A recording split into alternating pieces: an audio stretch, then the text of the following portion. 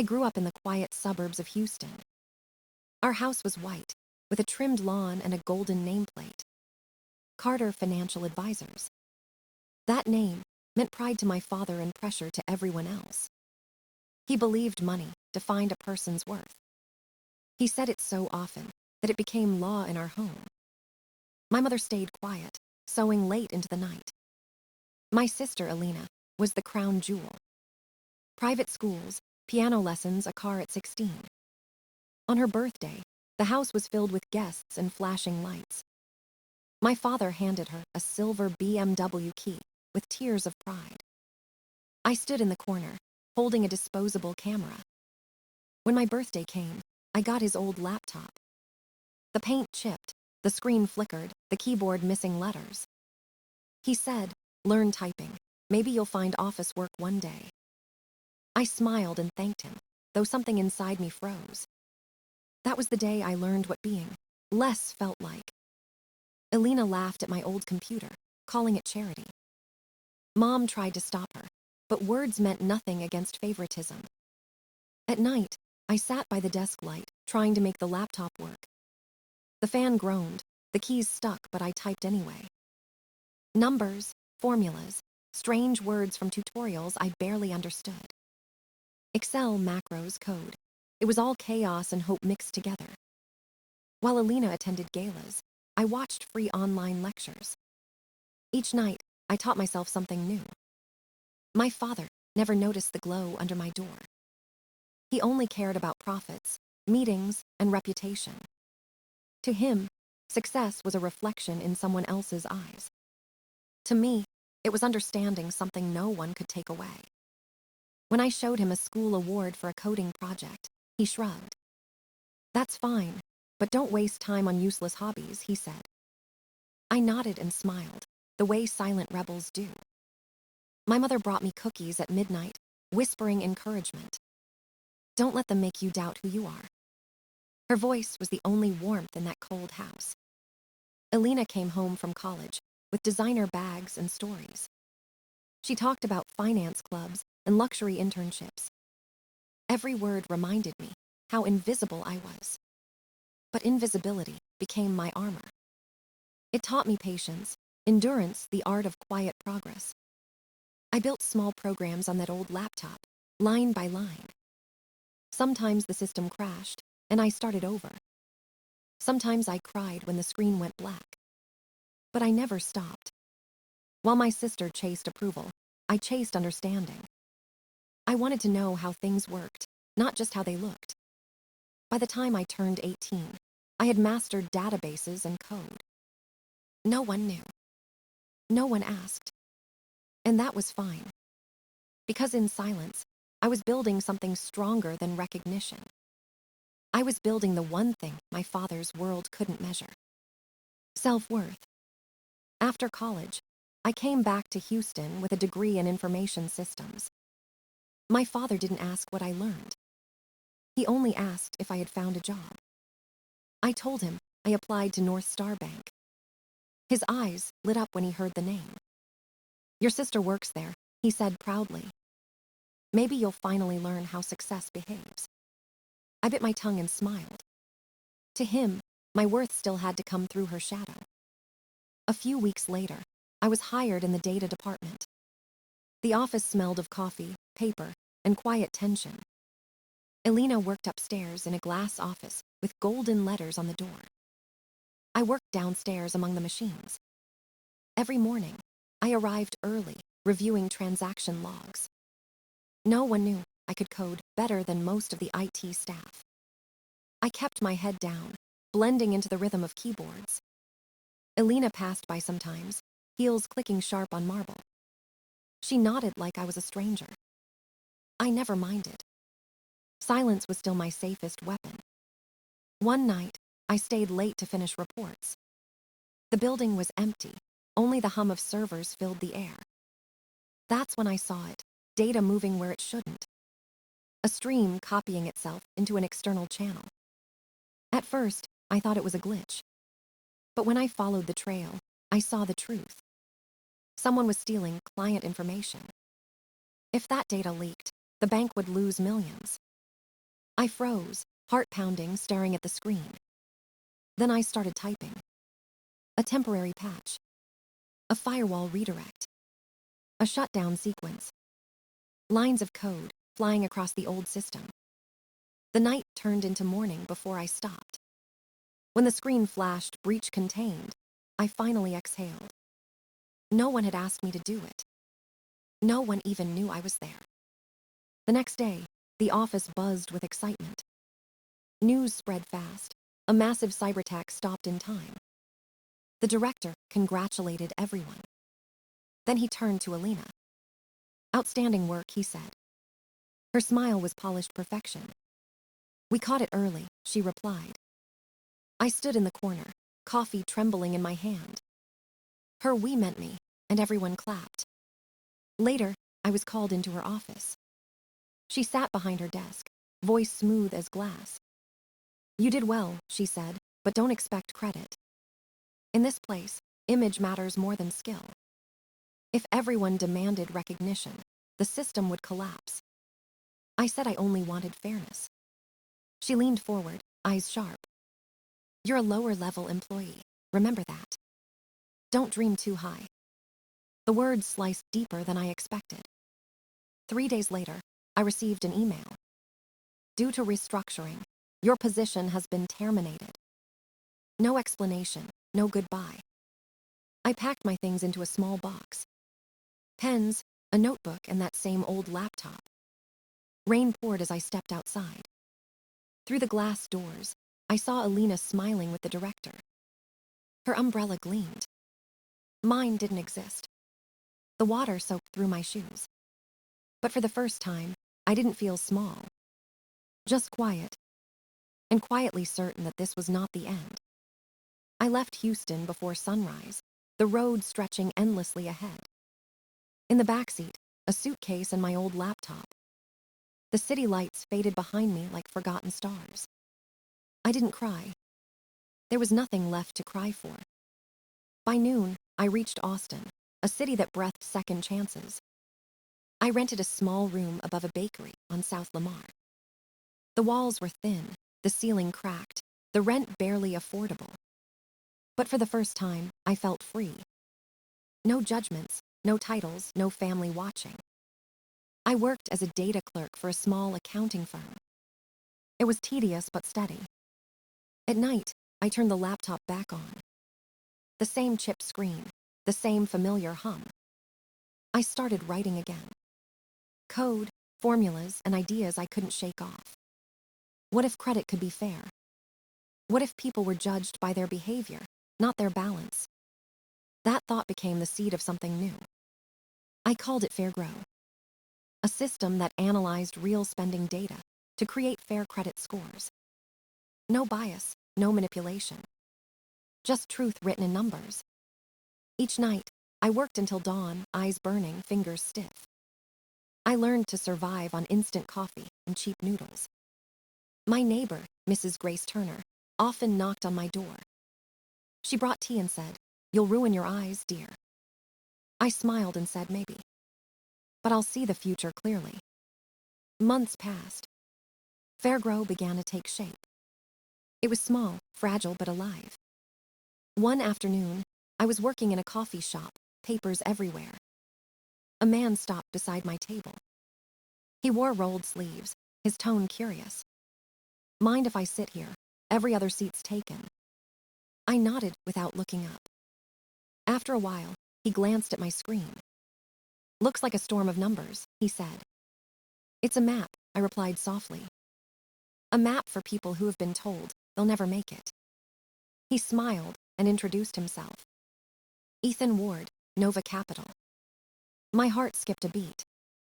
The Ethan Ward who turned startups into empires.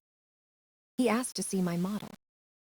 I showed him everything, the code, the logic, the hope. He listened for 2 hours straight.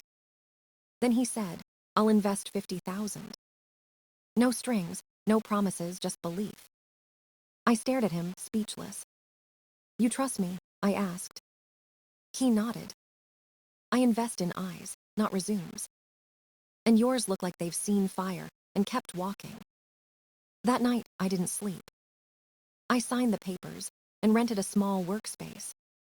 I painted the walls white and placed a single desk in the middle.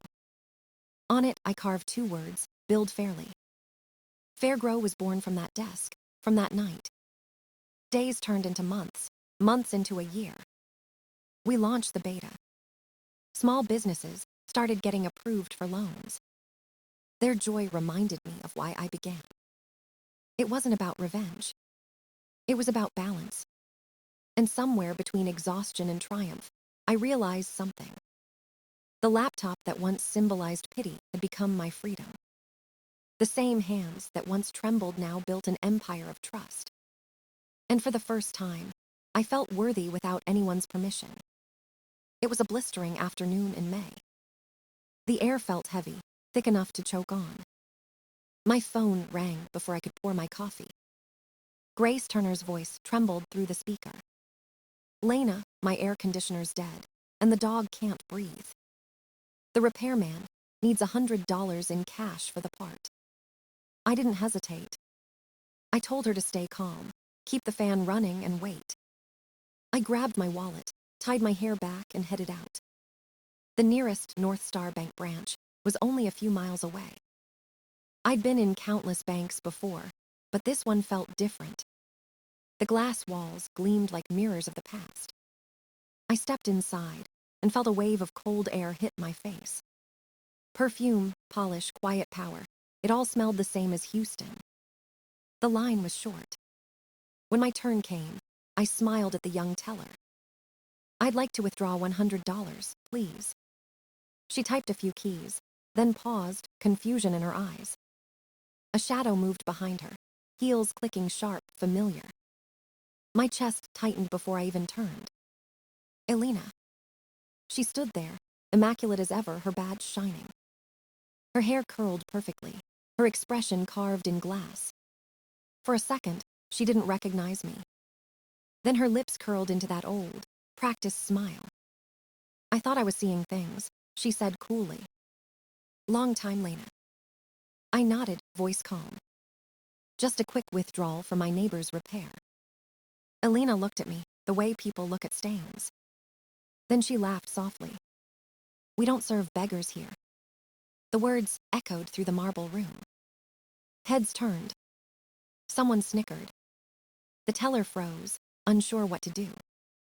I stood still, letting the moment stretch. 10 years collapsed into one heartbeat. I wasn't 12 anymore. I wasn't the fired employee in the rain. I was just a woman asking for what was hers. I repeated quietly, "I'd like to withdraw my own money." Elena leaned forward, perfumes thick in the air. "Maybe you should go somewhere more appropriate," she said. A man behind me laughed out loud.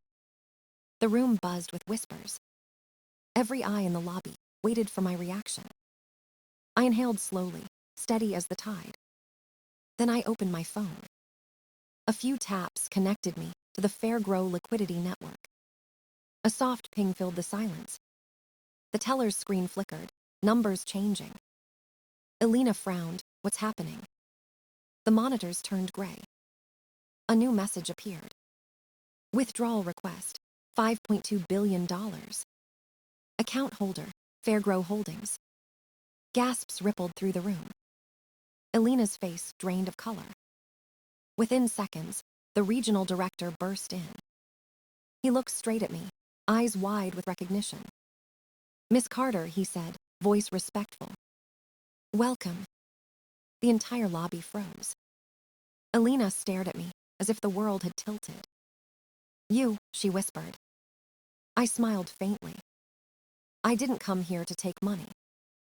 I came to take back respect." The director bowed slightly, murmuring apologies. Elena's hands shook as she fell to her knees. The same floor, where she once made me fall in shame. Only now, the power had changed sides. And for the first time, I understood what justice felt like. The news broke before I reached home. FairGrow CEO withdraws $5.2 billion from North Star Bank. Screens flashed, headlines screamed, chaos followed. Reporters surrounded the bank, cameras catching my quiet smile. Elena's name, spread faster than the wind. Branch manager suspended after insulting VIP client. The footage showed her pale, trembling behind microphones. I watched from my apartment, wine glass in hand. The world finally saw the face behind the cruelty. But I didn't feel joy. Only silence, heavy and deep.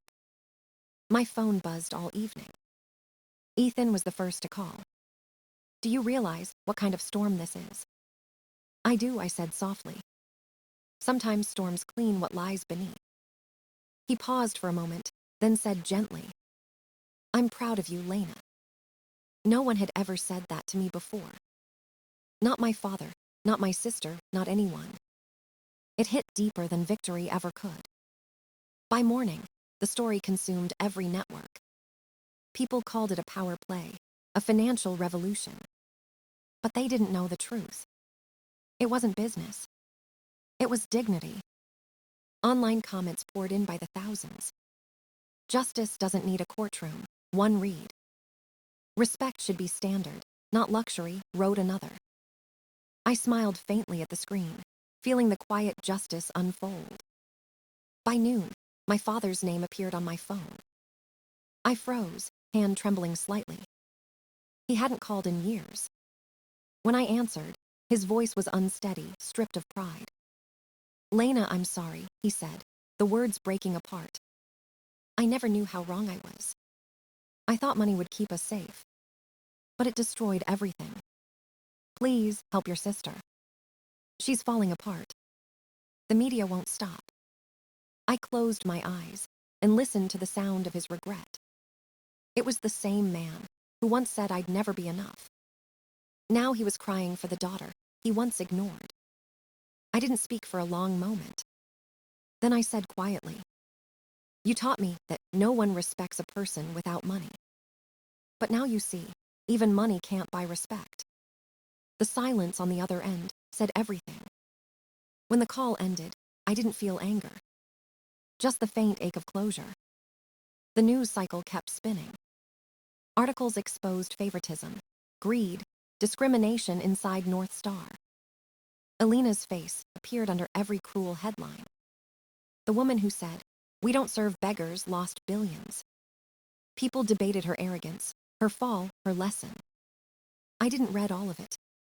I didn't need to. The truth was already written in every reaction. No revenge, just revelation. That evening, I turned off the TV and opened my window. The Austin skyline shimmered under gold light. Cars moved slowly, the city breathing peace. I thought about everything I had lost and gained. I didn't destroy a bank. I restored a balance.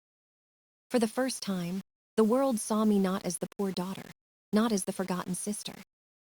Just as a woman who finally claimed her worth and refused to be small again. Weeks passed before I saw her again. The city had moved on, but she hadn't. One morning, my assistant entered my office quietly. "There's a woman here to see you," she said softly. "No appointment." "She says she's your sister." For a moment, I couldn't speak. I told her to send her in. When the door opened, I almost didn't recognize her. Elena stood there, thinner, pale, eyes dimmed like burnt glass. The power was gone from her shoulders. Her voice cracked when she spoke. "I'm sorry, Lena. I've lost everything. My job, my reputation, my friends. They've all vanished." I looked at her, silent, measuring the space between us. The woman who once ruled every room now trembled like a leaf. She whispered, "How did you do it? How did you build this empire from nothing?" I answered slowly. "Because you built banks on fear. I built one on trust." She blinked, tears spilling before she could stop them. I continued, calm but steady. "You used fear to control people. I used trust to lift them. That's the difference." She lowered her head, shoulders shaking. "I never wanted to hurt you," she said. "I just wanted to survive in his world. Father taught us that worth meant power. I became him without realizing it." The admission cut deeper than any insult. For a long time, we sat in silence. The hum of the air conditioner filled the space between breaths. Then she fell to her knees. Her hands clutched mine so tightly that it hurt. "Please forgive me," she cried. "You can destroy me, but don't despise me. Don't turn me into what I once made you feel." I looked down at her and felt something shift inside me. Not anger, not pity, just release. "Stand up, Elena," I said softly. "I don't need anyone to kneel. I only need them to learn respect." She sobbed quietly, her voice breaking like glass underfoot. "I don't know how to start again," she whispered. "You don't need money," I said. "You need purpose." I opened my desk drawer and pulled out an envelope. Inside was an address and a contact name. A nonprofit in Houston needs someone with management skills. They help women who lost their jobs rebuild their lives. Go there. Learn what success really means. She took the envelope with trembling hands. Her tears fell onto the paper. "Thank you," she whispered. "There's no need to thank me," I said. "Just don't repeat the same mistake." She nodded slowly, eyes filled with shame and something new. Respect. When she left, the room felt lighter. Outside, the city glowed in afternoon gold. I stood by the window, watching the world I had built. It wasn't made of marble or status. It was made of second chances. And as the sun fell behind the skyline, I whispered to myself, "We can't rewrite the past, but we can choose how it ends." For the first time, that truth felt like peace. Months later, the world forgot the scandal. But I didn't forget the lesson. FairGrow kept growing, helping thousands find stability. The news called it innovation. I called it justice. Elena disappeared from headlines and found quiet work again. I never searched for her. Sometimes silence is mercy. One autumn evening, my phone rang. It was my mother's voice, soft but fragile. She wanted to see me. At the retirement home, she sat on the porch, smiling weakly. "You finally built the life they never believed you could," she said. I took her hand and felt the years melt away. We didn't talk about the past. We didn't need to. When I left, the sky burned gold over Austin. The city lights shimmered like promises kept. I realized I no longer needed approval, revenge, or applause. Respect wasn't something others could give. It was something I carried within me. And as the wind brushed through the open window, I whispered to the quiet world below, "I'm finally free."